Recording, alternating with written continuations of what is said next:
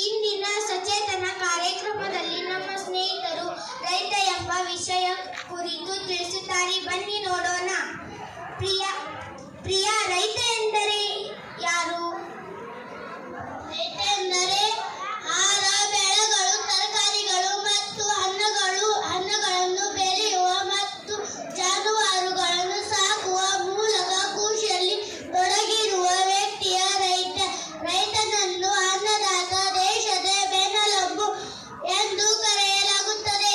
ಈ ರೈತನಿಗೆ ಕೋಟಿ ಕೋಟಿ ನಮನಗಳು. ಕೃಷಿಯ ಹಂತಗಳನ್ನು ತಿಳಿಸಿಕೊಡಿ. ಹೊಲವನ್ನು ಹಸರು ಮಾಡಿ ಹದಗೊಳಿಸಬೇಕು, ಬೀಜವನ್ನು ಬಿತ್ತಬೇಕು, ಗೊಬ್ಬರವನ್ನು ಹಾಕಬೇಕು, ನೀರನ್ನು ಹಾಯಿಸಬೇಕು, ಕಳೆಯನ್ನು ಕೀಳಬೇಕು, ಬೆಳೆಯನ್ನು ಕಟಾವು ಮಾಡಬೇಕು, ಒಕ್ಕಲು ರಾಶಿ ಮಾಡಬೇಕು, ಶೇಖರಿಸಿ ಇಡಬೇಕು. ದೇವಪ್ಪ, ರೈತನ ಜವಾಬ್ದಾರಿಗಳು ಯಾವುವು?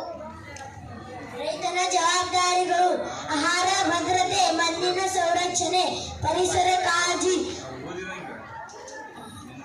ಪಶುಪಾಲನೆ, ಆರ್ಥಿಕ ನಿರ್ವಹಣೆ.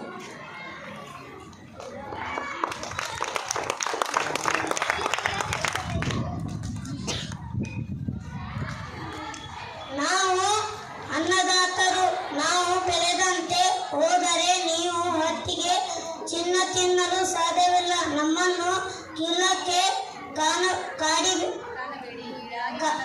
ಕಿಡಾಗಿ ಕಾಣಬೇಡಿ. ನಮಗೆ ಎಂದು ರೈತ ಎಂಬ ಕಾರಣಕ್ಕೆ ಹೆಣ್ಣು ಕೊಡುತ್ತಿಲ್ಲ. ನಮಗೆ ಹೆಣ್ಣು ಕೊಡುತ್ತಿಲ್ಲ.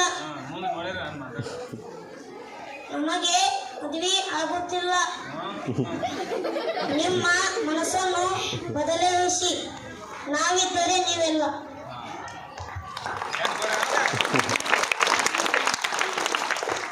ಮಳೆ, ಗಾಳಿ, ಚಳಿಗೆ ಹೆದರದೆ ಬಿಸಿಲಲ್ಲಿ ಬೆವರನ್ನು ಸುರಿಸುತ್ತಾ, ಮಳೆಯಲ್ಲಿ ನೆನೆಯುತ್ತಾ, ಚಳಿಯಲ್ಲಿ ಕಂಬಳಿ ಹೊದ್ದು ಬೆಳೆ ಬೆಳೆಯುವ ರೈತ ನಮ್ಮ ಪಾಲಿಗೆ ಅನ್ನ ಬ್ರಹ್ಮ.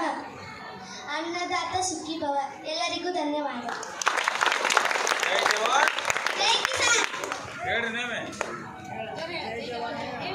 ಜೈ ಜವಾನ್, ಜೈ ಜವಾನ್.